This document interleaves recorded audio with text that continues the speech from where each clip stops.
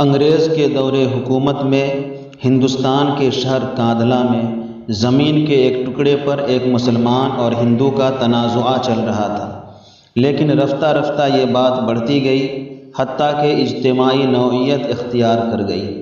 اب مسئلہ ایک مسلم یا ہندو کا نہیں بلکہ مسلمانوں اور ہندوؤں کا بن گیا۔ مسلمانوں نے کہا اگر ہمیں یہ زمین مل گئی تو ہم اس پر مسجد تعمیر کریں گے، جبکہ ان کے مقابل ہندوؤں کا کہنا تھا کہ اگر یہ زمین ہمیں مل گئی تو ہم اس پر مندر بنائیں گے۔ جب اس مسئلے کو عدالت میں پیش کیا گیا تو انگریز بھی اس بات سے بخوبی واقف تھا کہ میرا کسی ایک کے حق میں فیصلہ کرنا اس ملک کے اندر اختلاف کی ایک ایسی آگ کو بھڑکا دے گا جس کا بجھانا آسان نہ ہوگا۔ اس نے غور و فکر کے بعد فریقین کے سامنے یہ بات رکھی کہ اگر آپ آپس میں مل بیٹھ کر کوئی فیصلہ کر لیں تو یہ زیادہ مناسب ہوگا۔ یہ تجویز قبول کی گئی۔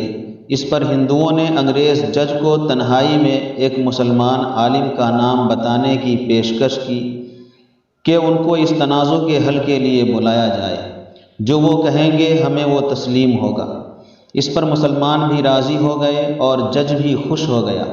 اگلی تاریخ پر فریقین کو بھی حاضر ہونے کا حکم دیا اور اس مسلمان کو بھی پیش کرنے کو کہا جس کا انتخاب کیا گیا تھا۔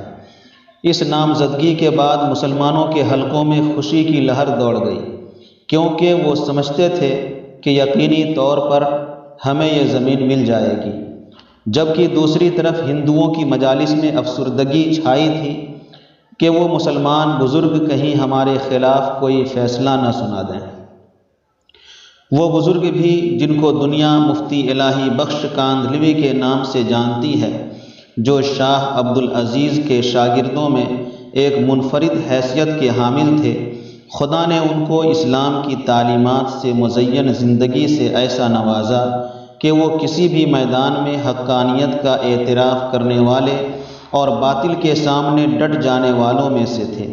جب فریقین اور یہ بزرگ عدالت میں پہنچے تو مسلمانوں کو یہ منظر دیکھ کر پہلے سے بھی زیادہ خوشی ہوئی کہ مفتی الہی بخش جیسا مسلمان تو ضرور مسجد کی ہی بات کرے گا۔ لیکن جب جج نے مفتی صاحب سے اس زمین کے متعلق پوچھا کہ یہ زمین کس کی ہے تو مفتی صاحب نے جواب دیا کہ یہ زمین ہندوؤں کی ہے۔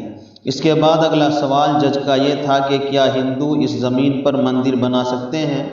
تو مفتی صاحب نے کہا کہ جی بالکل، وہ اس کے مالک ہیں، بنانا چاہیں تو بنا سکتے ہیں۔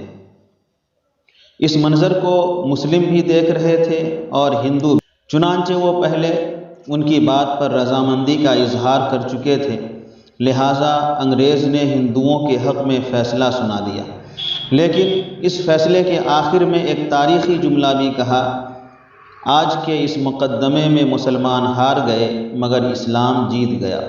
پھر اس واقعہ کا جو اثر ہوا مجمع پر، اس کا اندازہ آپ اس بات سے لگا سکتے ہیں کہ وہ ہندو جو اس زمین کے حصول کے لیے کچھ بھی کر گزرنے کو تیار تھے، وہ اس فیصلے کے بعد کفر کی ظلمتوں سے نکل کر کلمہ حق کے سائے میں آ گئے اور اس زمین پر پھر خود اپنی رضامندی سے ایک مسجد تعمیر کر ڈالی۔